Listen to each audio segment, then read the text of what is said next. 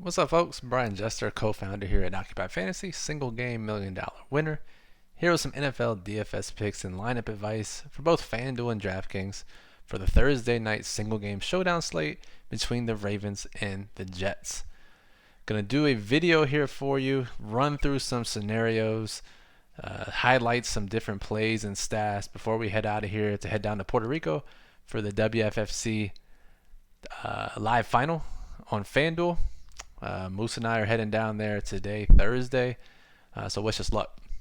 If you're not already, definitely subscribe to get our latest videos and get notified whenever we post new content. So, this Thursday night slate between the Ravens and Jets, we gotta admit, it's pretty tough. It's not too exciting, and it's probably a slate that you want to limit your allocation. So what we like to do to start, we look at the slate from a low risk perspective. Can we fit the touchdown scores in the game into one lineup? That's generally the running backs from both teams, the quarterbacks from both teams, and then value plays and defenses or kickers around them. And then for high risk, we look at the betting markets to see what those are telling us. And we try to look at projected ownership and get a sense of what the right game theory plays will be in those high risk contests. Taking all this into account, it's really tough to make a low risk lineup for this slate. The high risk contest, the popular plays are in good spots, and it's tough to fade them.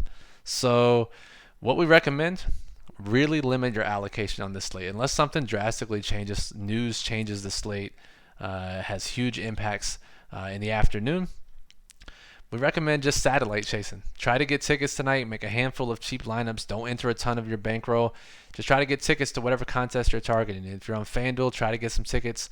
Last chance for the online fan championship, the $250 entry. If you're on DraftKings, try to get your millionaire tickets or your holiday basketball tickets, or any other the types of satellites you're targeting. It's really a satellite night only.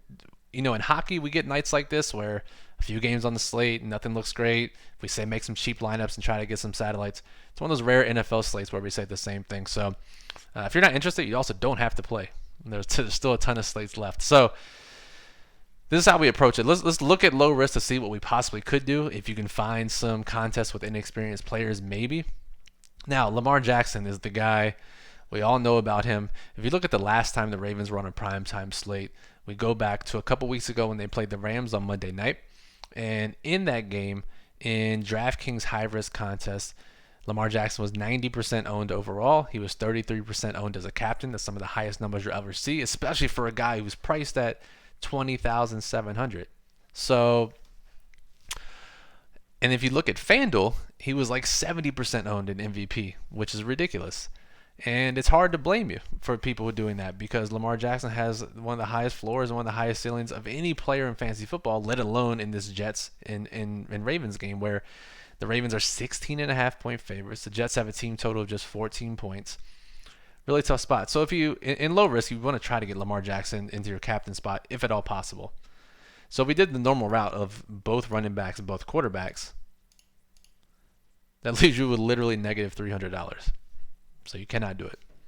So you have to leave one of Bell or Darnold out. And the one way we could see playing low risk in this slate is if you go completely Ravens heavy, which is certainly fine given the fact that their team total is over 30 points and the Jets are only expected to score 2 touchdowns.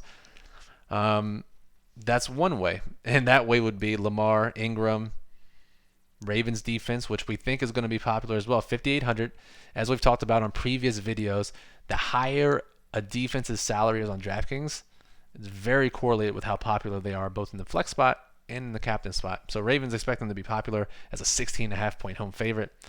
We get Justin Tucker in there too, kicker on a high total team. And then where do we go from there? This is where it gets tough. Can we fit in Le'Veon? No, we can't. 9,400. Maybe Jamison Crowder, who's getting 6, 7, 8 targets a game. That only leaves us with 1,300. The best bet is the Jets defense or Jets kicker, Ficken, or the Jets, 6,300. Again, nothing is appealing at this point. Really tough slate overall. Maybe we go Marquis Brown. How does that look? 24.50 per player. Yeah, pretty much trash. All right, what about FanDuel? Lamar. You have to get him an MVP if you go low risk on FanDuel. You just have to because of the lack of salary multiplier. All right, Darnold, Ingram, Bell. That leaves with $1,000. Can't do that. Oh, man. All right, let's leave Le'Veon, and let's just say we go with a value Jets player. I don't know. There are 2 injuries on the Jets that open up some value, especially in high-risk contests that we like. One is Vincent Smith. Demaryius Thomas is doubtful, so Vincent Smith, who has an average depth of target of 14 yards this year. We can find him. Where are you, Vincent? There you are. 5K. Is that someone you could fit in? Tight end Ryan Griffin is also out. Chris Herndon's on IR, so that means Daniel Brown. Average depth of target of 10 yards last couple games, not too bad. He's also 5K. So these are 2 minimum price Jets that you could fit in, especially in high-risk lineups on FanDuel that have a chance to lead the Jets in fantasy scoring outside of Sam Darnold, and will allow you to leave some salary on the table to differentiate. So, again, that's more of a high-risk play. Let's go. Even if you did do Vincent Smith in low risk, you still can't fit Tucker. You can't fit any other Jet. Next best bet is Marquis Brown, probably, who is underpriced at 8K. I know he his underlying metrics are pretty poor, but against this Jets secondary, should be a get right spot for him. Again, this is just a terrible low risk lineup. So, again, don't play low risk unless you can find a really good opportunity. Now, high risk, what do we do? Lamar Jackson, 70% MVP, 33% captain on DraftKings. It's hard not to play him. Reasons for not playing him: 16.5 point home favorites. Maybe they take it easy. They don't run the ball as much. He only had 10 carries, 40 yards last week. He is dealing with a quad issue. Should be fine, just a bruised quad. But again, maybe that's a reason for them to not run Lamar as much. If it's a blowout, maybe Robert Griffin gets some run. I don't know. Grasping at straws here to find reasons not to play Lamar Jackson. So on FanDuel, it's really tough not to. We have a free roll for the Puerto Rico trip, the WFFC Live Final, this Thursday night. Me and my guests get an entry into a single entry free roll. It's 120 people. And again, it's hard not to play Lamar Jackson, even in that type of format, as your MVP. So if you do that, you'll have to get tricky and leave salary left over. Probably those Jets guys, or even something to keep in mind here is Mark Andrews is truly questionable. If we can find him. Knee injury, left the game early on Sunday. Limited practice Tuesday and Wednesday. If he cannot go, Hayden Hurst and Nick Boyle will play a ton of snaps. Boyle's already played 90% of the snaps the last 2 weeks. Hayden Hurst would run more pass routes than he normally does. And they're both pretty cheap. So that could be an edge as well if Andrews is ruled out. If he's in, he's probably 100% on a short week. Easy opponent. They could probably rest him if they wanted to. If he's active, he's likely having his full role. All right.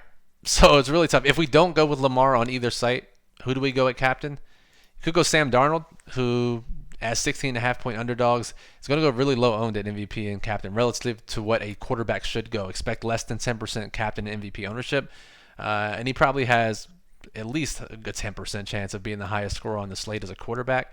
So he's probably undervalued there. The total is low, 44, 45 points, which generally means we like to use a running back. Le'Veon, we'll see if he gets a full workload. He's clamoring for more touches after missing a game with the flu. Mark Ingram, still only getting 15 to 18 touches per game. Not a ton. He'll have to get multiple touchdowns for it to be worth it. And again, if you don't use Lamar in captain, Ingram makes sense in a story where he's stealing goal line touches and Lamar is not getting them. All right, just realize that if you do play, a lot of people will play Ravens heavy lineups. One way to differentiate is more than one Jet in your lineup. Really tough to see that happening. Again, we need #chaos for that to come true. All right, that'll do it for this video. Again, it's a tough slate. Limit your allocation. Save it for Sunday. Go ticket hunting if you can. If you're not already, definitely subscribe. Click that subscribe button below to get notified of our latest videos. We appreciate that. Like this video if you appreciate what we do. If you have any questions or comments, comment below. It will be tough, honestly, for us to get back to them today. We'll try to get to them before tonight. As I said, we are going to be en route to Puerto Rico later today for the live final, but we'll do what we can. Definitely comment below. We'll try to answer your questions. And if not, our writers, Chris and some of the other Occupy staff will try to jump in. If not, you can always follow us on Twitter at Occupy Fantasy to get your questions answered there. And be sure to read the daily plug, occupyfantasy.com, where we go in depth on every player on this slate for the Thursday edition, and then we talk about contests and lineup strategies for the slate. All right, that'll do it for Brian Jester at Occupy Fantasy. We appreciate you listening. Good luck, and we'll talk to you soon.